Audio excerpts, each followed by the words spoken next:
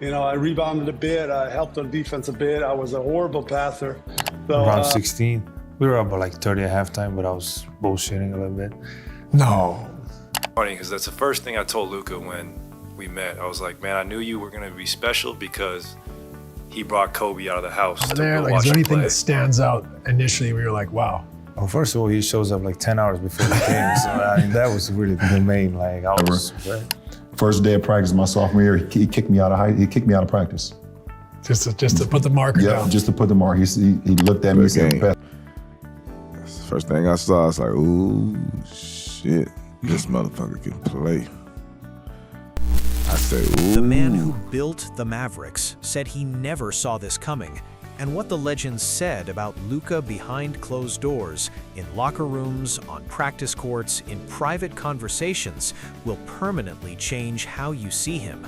Stay until the end. You won't find this anywhere else. Yeah, he's breaking every one of my records, man. It's over. I'm thrilled for him, obviously. I got to know him. My last year was his first year in the league, and it was just great to see him, get to know him a little bit. And I think we saw then in year one that the sky's the limit for him. But I honestly didn't think he could go there. I mean, the way he has no offensive holes in his game. He can do it all. He can shoot the step back. He can go both ways. He can post. He's got the mid range. He's got the flow. He's got all the horse shots. I mean, he's got the full package, and he's been tremendous to watch. Every year, I'm saying this kid can't possibly get better, and then sure enough, next year he comes back with more in his repertoire, and it's been incredible to watch his first couple years. 21 seasons, 6 scoring titles worth of knowledge, and Dirk Nowitzki runs through Luka's game like a man checking off everything he wished he had himself. But the real confession came seconds later, when Dirk admitted something about his own game that shocked everyone in the room. But I feel like his transition should be a lot smoother than mine back in the days. His English is better.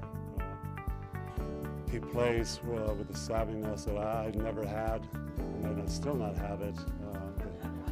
Honestly, the way he carries himself in the scrimmages, he brings the ball up, the way he reads situation, pick and rolls, passes.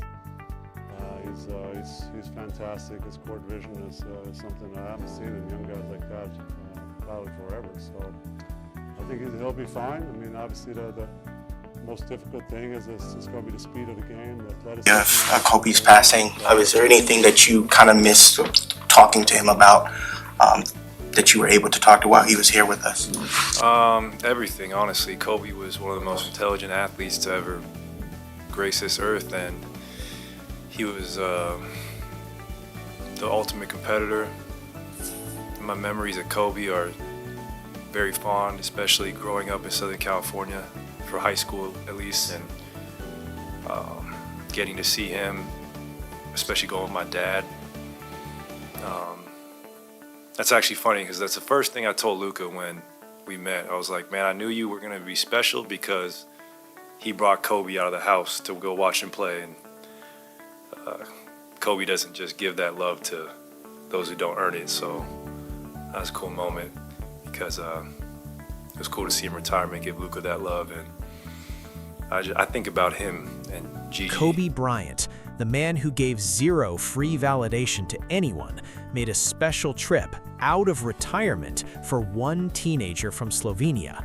Clay called that a prophecy, but inside the Mavericks gym, someone else saw it even earlier, before any legend, before any camera, before any hype. Let me tell you this, Q. I'm gonna tell you the first thing I can look at a person and tell if they can play or not right away. That's why I always like to watch people play or practice. So we playing a pickup. This first year we playing. This is volunteering workouts, and they get enough guys now they can play pickup, play a game. That's the first thing I saw. I was like, ooh, shit, this motherfucker can play. I say, ooh, shit. Never seen him play. I'm not a scout, so I don't ever watch all this shit. I just wait till they draft him. We get him, they bring him in. See what he do. All right. Ooh, Right. Shit. He's not a drill guy until you do competition. Competition sets him off. I say the only thing we got to work on is his European walk. I say other than that, this motherfucker can play. What's the European walk? You know, they got a live dribble.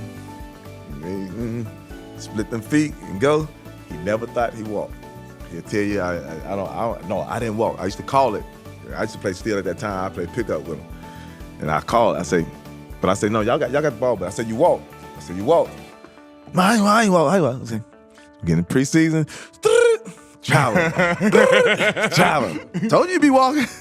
And then that's the only thing I used to say. Once he learned how not to travel, which NBA players still travel to this day, I don't care who you are. I said, boy, he gonna be something special. Because I saw he was making passes and he was playing. The best thing too was he was playing with Dorian Finney-Smith, who could play and also play defense. He loved to play with Dorian. Man, he just controlled the whole game that whole day. So you played a lot of informal basketball growing up, other sports, you're on the playground, outside school. What was it like when you went to Madrid? 13 years old? 13. Real Madrid. Yeah, I mean, it was a difficult decision, honestly. First, I didn't know the language yet. I know a little bit, just like, hello, how are you? But then nobody spoke my language. I was learning a little bit of English, so I knew a little bit. But it was hard. So that's basically then when almost everything moved to basketball. I was playing a little bit soccer because I used to go with the players that were there, soccer players. We went to the same school, so we used to play a little bit, but they were soccer players, so I couldn't do nothing. Sure.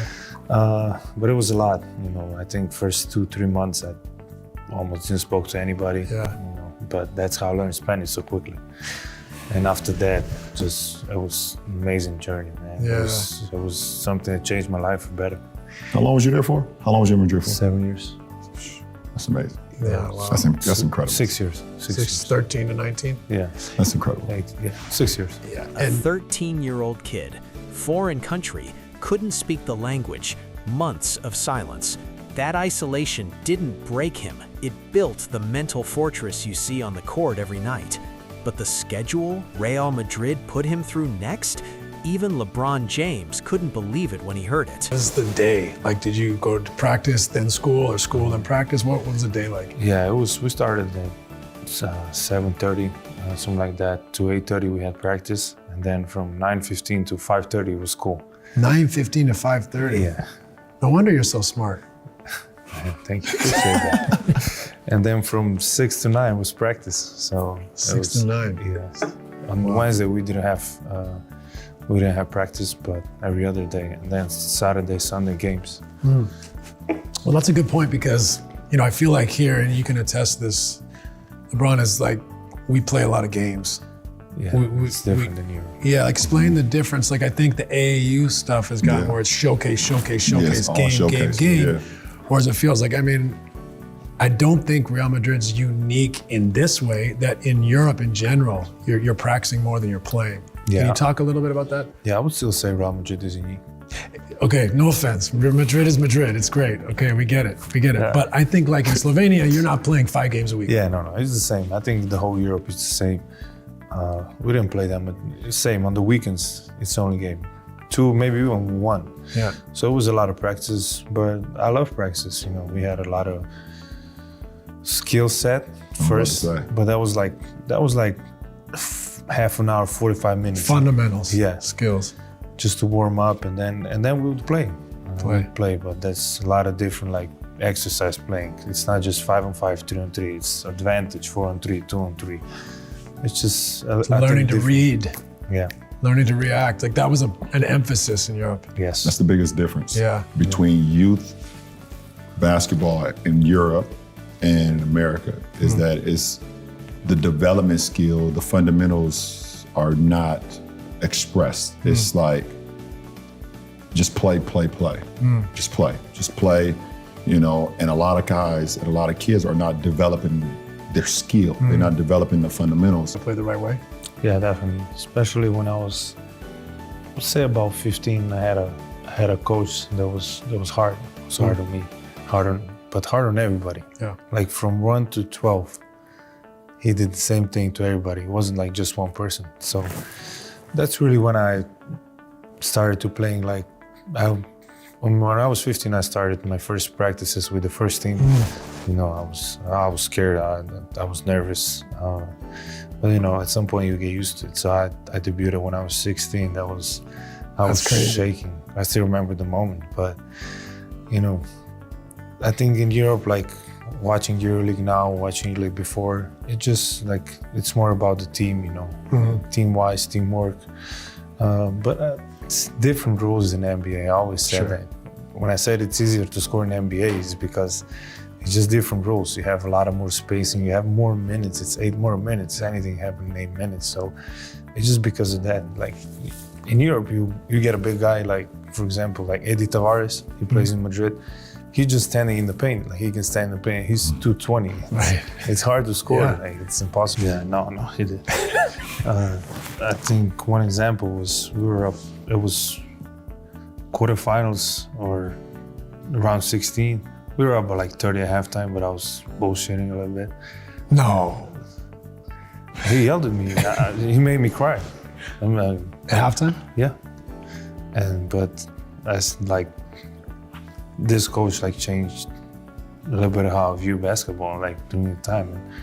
Like that year, I think we didn't lose a game, and we won the finals by 30 points. And just, I mean, I think everybody needs it.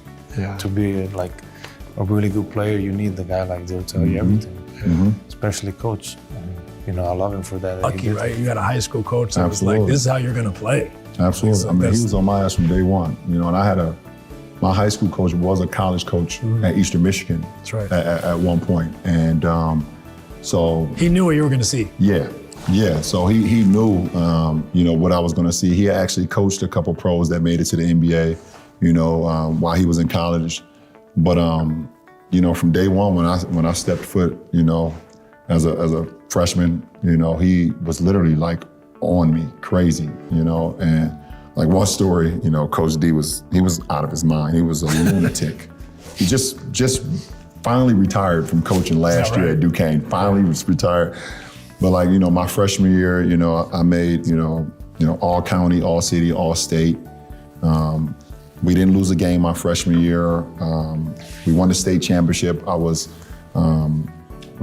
state championship MVP for the tournament. And, you know, so I come in first practice my sophomore year, I'm kind of feeling myself a little bit. We won it all. I'm getting a little praise, whatever. First day of practice my sophomore year, he kicked me out of practice. Just to put the marker down. Yeah, just to put the mark. He looked at me and said, best sophomore in the country, my ass. Get the fuck out of here. And kicked me out of practice my sophomore year. You know, and I was obviously pissed off, like, what the fuck is wrong with you? Why is he picking on me? They were picking on me. But he set the tone. He set the tone for that season. It's like, I'm not gonna even allow you to even think about getting overly confident or having a big head coming in here. Because this shit is not about you. You know, it's about what we're trying to build. And he knew, like, you are the guy, but I'm not about to give you no indication that you are. So, you know, and I still, a lot of the things that I learned from him, I still like just use to this day, just like being held accountable and, you know, being a player's coach, being able to be coachable. Yep. You know, and, you know, so absolutely, just having that tough love, you know, is. He gave you a gift that day. Absolutely. Maverick ever like, obviously Dirk is who Dirk is. Yeah, no disrespect to Dirk. Dirk knows I love him to death, right? Dirty and I go way, way back. But Dirk will be the first one to tell you Luka's better. Interesting. Okay, now Dirk, I want you to understand this about me, man. I am not. I'm not a person that's here to like start stuff, right? Like I think that, you know, that's ridiculous to start stuff. But I do want to ask you your feeling about that, because Mark Cuban is a really good friend of yours. I'm very close to Mark as well. For Mark to say that, I just want to know, how did that make you feel, Dirk? How did it make you feel to hear that? Well, the good thing is here that Mark doesn't know anything about basketball, so he doesn't know what he's watching. So, oh, kidding. Mark's my guy. Yeah.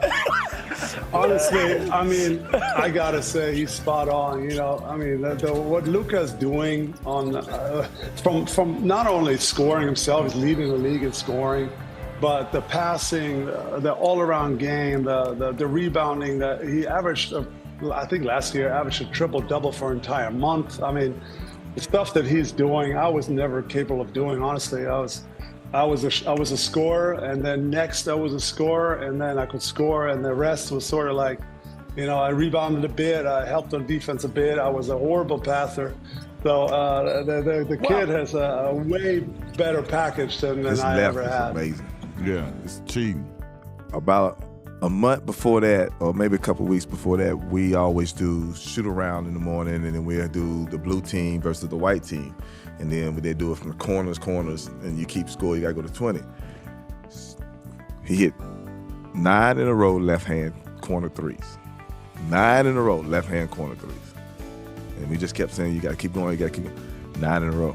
So when he did hit that shot the other night, it didn't surprise me. Okay. I was happy. That didn't fuck you up. What about the fucking Luka pump fake from the three-point line? Don't surprise me.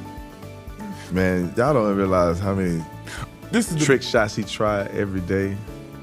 Like shots he hit in the practice, just bullshit. Doing shit off the damn, all type of dumb shit, just crazy. If this video showed you something you'd never heard before, drop the moment that hit hardest in the comments. Every story in this video is real, rarely told, and straight from the source. Subscribe so you don't miss what's coming next. The legends aren't done talking.